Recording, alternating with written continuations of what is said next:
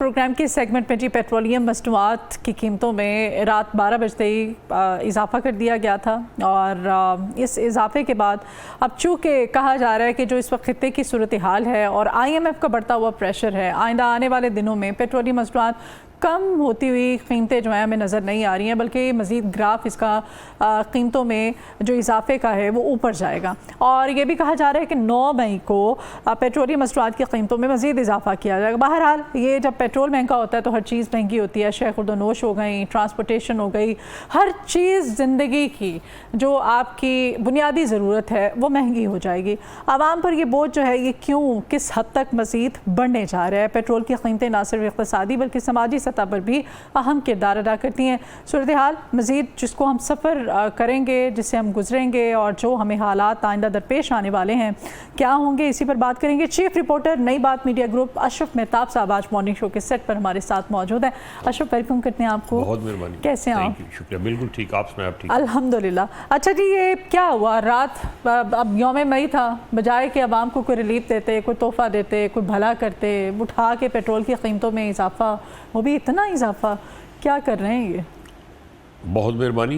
देखिए, असल तो पेट्रोलियम मसनूआत की कीमतों का तल्लुक चूँकि बाहर से हम जो पेट्रोल ख़रीदते हैं उससे हमारा अपना इतना ज़्यादा पेट्रोल हम प्रोड्यूस नहीं करते, जिसकी वजह से हमें बाहर से लेना पड़ता है। तो उस वजह से कीमतें जो हैं वो बढ़ रही हैं। आप देख लेंगे ना सिर्फ पाकिस्तान में बढ़ी हैं बल्कि खित्ते के सारे ममालिक में, यूरोप में भी बहुत ज़्यादा कीमतें हो गई हैं। अगर आप बाहर की बात करें तो जर्मनी में हमारे जो पैसे हैं उससे 900 रुपये का फ़ी लीटर पेट्रोल मिल रहा है। इंग्लैंड में जाएँ तो 600-700 रुपये का फ़ी लीटर पेट्रोल है। बाकी भी है, लेकिन हमारे इस खित्ते के अंदर बात करें तो बहुत कम कीमतें बढ़ी हैं, इतनी नहीं जितनी हमने बढ़ा दी है। हमने जो कीमतें बढ़ाई हैं उसमें सबसे ज़्यादा हमने टैक्स बढ़ाया। एक तो था ना कीमत बढ़ा देनी, लेवी टैक्स, लेवी लगा दिए लोगों को।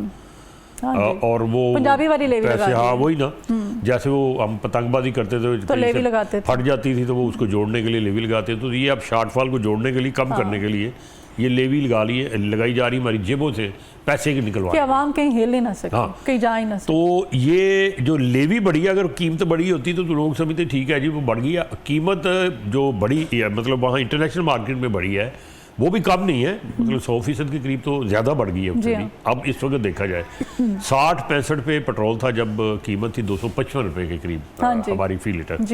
अब वो 107, 108, 109 पे, और लग रहा है कि ज़्यादा जो ब्रेंट क्रूड दूसरा है जो बरतानिया का है, यूरोप का है, वो तो 117 रुपये, 120 पे भी जा चुका है। तो कीमतें बढ़नी है लामहाला। जब हम अगर तो हम खुद कर रहे होते हैं, उन्होंने कहा 140 के लिए तैयार हैं आप लोग, अगर हम खुद प्रोड्यूस कर रहे होते तो फिर तो ये था कि कीमतें ना बढ़ती, क्योंकि हमारी तलब के मुताबिक प्रोड्यूस कर रहे हैं। वो आलू कौन सा हमारी एक्सेस में है, गंदम कौन सा हमारी एक्सेस में है, फ्रूट्स कौन सा हमारी एक्सेस में है, जो हम खुद प्रोड्यूस करते हैं वो भी तो आवाम को नहीं मिल रहा है। अब एक मजदूर अशरफ जिसने 1000 रुपया, जिसको 800-1000 रुपया जिसकी आमदन है, वो 400 रुपये लीटर का पेट्रोल डलवाता है, तो उसका आना जाना होगा ना घर से, जिधर उधर नौकरी करने जाना है, ठीक है, तो वो 600 में रात का चूल्हा, बच्चों की सब्जी, दाल रोटी, बिजली का बिल देगा, घर का किराया देगा, वो फिर बता देना उनको, ये हुकूमत उनको बजट बना के दे कि आप लोगों ने ये करना है। मसला ये है ना कि ये चीज़ कोई नहीं देखता। ये कहा जाता है पेट्रोल की कीमतें बढ़ाने लगे, कह रहे थे जी हम जो मोटरसाइकिल वाले हैं उनको हम सब्सिडी देंगे। हाँ जी, रात को भी पीएम साहब बस कह दिए ना, हाँ जी, कीमत बढ़ा दी है, लेकिन सब्सिडी का पता नहीं है क्या फार्मूला है, कहाँ से मिलनी, कैसे मिलनी है। मुझे ये बताएं कि अगर 1% लोगों को अगर मिल भी गई है तो बाकी जो 99% लोग हैं वो सफ़र कर रहे हैं, उनका क्या कसूर है? मैंने इस वक्त वो बोल दिया था, वो जो लास्ट टाइम पता है ना, जब पेट्रोलियम मसनूआत की कीमतों में 137 रुपये इजाफा हुआ था, तो मैंने कहा था मोटरसाइकिल वालों को सब्सिडी मिलेगी। लेकिन अब ट्रोलिंग मेरी हो रही है, वो नीचे सिर्फ एक ही कमेंट करते हैं, बाजी वो सब्सिडी का तरीका आपने बताया था वो खुलना कब है? असल मसला यही ना कि जो अवाम को रिलीफ देने वाली बात ही उसमें आ जाता है करेंगे, तो जो अवाम से लेने वाली होती है वो करने के बाद हमने ले लिया बस। इस वक्त पाकिस्तान के अंदर 2 करोड़ से ज्यादा मोटरसाइकिल है पाकिस्तान के अंदर, जो रजिस्टर्ड मोटरसाइकिल है। बाकी आप डाल लें तो हो सकता है ये 2.5 करोड़ के करीब भी चली जाए। अब 3 पहियों वाली और 2 पहियों वाली जो है ना सवारी, वो 60% पेट्रोल जो कंज्यूम करती है, 60% हिस्सा। 60% लोग जो कंज्यूम करते हैं, गरीब लोग, उनको तो मार दिया आपने। और जो 40% करते हैं उनके लिए महंगाई जो है उस तरह से वो फील नहीं कर तो रहे हैं। देखिए अगर मेरे पास छोटी गाड़ी है तो मैं अगर छोटा बुला दूं तो कसूर मेरा गाड़ी क्या तो आपने बड़ी रखी हुई। नहीं, मैं कह रहा हूँ कि मेरा क्या कसूर है। छोटी गाड़ी की बात कर रहा हूँ कि जिनके पास बहरान है या कोई इस तरह की गाड़ी है 800 1600 सॉरी 800 सीसी है या 600 सीसी 650 सीसी है, पेट्रोल तो वो भी डलवा रहे हैं ना। उनका क्या कसूर है? मकसद कहने का ये, इन्होंने कहा था जब बचत करेंगे, यकीन करें मैंने 2 दिन पहले देखा है रात के टाइम 7:45 बजे करीब अफसर साहब आए हैं, ट्रैक सूट पहना है, सरकारी गाड़ी है, नंबर प्लेट लगी हुई, तो दही लेने आए हैं। अंदाजा करें वो कितना का दही लिया होगा उन्होंने। 1 किलो दही ले लिया होगा और उससे डबल का पेट्रोल जला के आगे होंगे वहां पे। तो वो ये कहाँ से बचत हो रही है मुझे नहीं समझ आ रही। मैं पहले मेरा मूड बना कि मैं इसकी वीडियो बनाऊं, मैंने कहा ये ना वो दंगा फसादी हो जाए यहाँ पे। वो मेरा वो साथ गनमैन भी थे उसके और वो भी, और यहाँ पे और कोई मसला ना बन जाए। मतलब इस तरह के कई ऐसे हैं जो पंजाब असम्बली उसके अंदर वीडियो वायरल हो चुकी है कि जो गाड़ी खड़ी है खाली एसी चल रहा है, अभी तो वही गाड़ी चल रही है। कुर्बानी की ईद आने वाली है, आप देखिएगा उसमें लेले दुम्बे तो आपको बना दिया ना उन्होंने, लेला दुम्बा बनाया नहीं आपको, कुर्बानी का बकरा बनाया आपका, वो कुर्बानी कर रहे हैं आपकी। पहले 2-3 दफा हो गई है। तो ये मकसद कहने का ये है कि हुकूमत को चाहिए कि जब भी कोई गरीब के लिए पॉलिसी बनाते हैं तो जो कीमतें जो बढ़नी थी पता था ना, ये कोई नई बात थोड़ी है। 2 महीने से ज़्यादा हो गए जंग लगी और उसके बाद उसके असरात जो आ रहे हैं अभी तक वो रास्ते नहीं खुले उस तरह से जिस तरह से खुलने चाहिए। आपने हरमदर्द की बात करें तो उसकी मैं तो इनको चाहिए था पहले को पॉलिसी बनाते और उसके बाद फिर वो उन तक पैगाम पहुंचता कैसे लेना है मोटरसाइकिल वालों ने, गरीबों ने कैसे वो पेट्रोल की सब्सिडी लेनी है, उसके बाद बढ़ाते। कीमत आपने बढ़ा दी, 2 महीने हो गए हैं, सब्सिडी जो है वो 2-3-4% लोगों को अगर मिली है, 5 को 10 को भी मिली है, नहीं तो मुझे बताएं वो पैसे किधर जा रहे हैं? कोई एक सिंगल एग्जांपल मैंने तो नहीं देखी। वो कुछ लोग आ रहा है जी सोशल मीडिया का भी, ये कुछ लोगों को मिली है। मकसद कहने का ये कि 2 करोड़ बंदा अगर उसमें से आप 2 लाख 4 लाख को दे भी देंगे तो आटे में नमक के बराबर भी नहीं है वो, तो बाकी लोग जो है वो गरीब नहीं है। अच्छा, पेट्रोलियम डीलर्स एसोसिएशन वाले हैं, इन्होंने पहले तड़ी लगाई कि हम बंद करने जा रहे हैं, हड़ताल करने नहीं, उन्होंने नहीं लगाई। वो जब बढ़ गया प्रेशर, अब आम बेचारे रुल गए सड़कों पे। उन्होंने कोई तड़ी नहीं लगाई। मेरी डीलर्स उसी से बात हुई है, मेरी मार्केट कंपनियों से भी बात हुई इसी ज़िम्मन में। जब मैंने ये चीज़ पोस्ट देखी सोशल मीडिया पे, उन्होंने कहा जी हमारी तरफ से कतई कोई स्ट्राइक का ऐलान नहीं किया गया। ये एक डमी से ताजर, सिर्फ लिखा हुआ था ताजर, मुख्तलिफ ताजर तंजीम में, नाम किसी का नहीं लिखा हुआ था, डमी सा डाल के और उसको सोशल मीडिया पर चढ़ा दिया जी। वो था अवाम की तरफ से बाइकआउट करने के वाले से, उन्होंने लिखा था पेट्रोल का बाइकआउट कर दें। भाई बाइकआउट करके जाएंगे कहाँ? आप काम पे जाना है, जहाँ भी जाना है तो आप किस पे जाएंगे? आप मुझे ये बताएं कि मेरा अगर यहाँ से आने का 15 किलोमीटर का रास्ता, तो मैं कैसे बाइकआउट करके बैठा रहूँ जी घर पे? क्या किस चीज़ पे आऊँ? मतलब पेट्रोल तो एक ज़रूरी चीज़ बन गई है ना इस वक्त। इसलिए ये हुकूमत को चाहिए कि जब भी इस तरह का इकदाम करती है तो पहले तो देखे खिते में किस सतह पे बड़ी है कीमतें।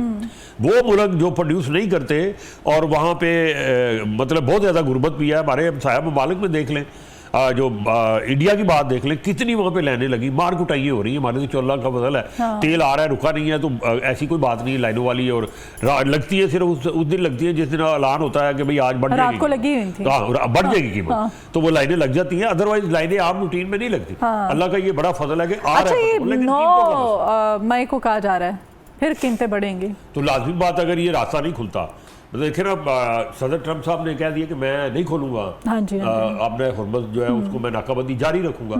मैं तो हैरान हूँ कि मसला क्या है। जब आपने कहा जी उनको कहे जी खोले ईरान को, तो उनको जब हमने कहा जी खोल दें, वो मुज़ाकरात होने लगे तो उन्होंने खोल दी, और इन्होंने कहा जी मैं तो नहीं खोलूंगा। तो फिर ये तो जिद्दबाजी हुई, जिद्दबाजी, और ये है कि जाओ मैं नहीं मानता भाई।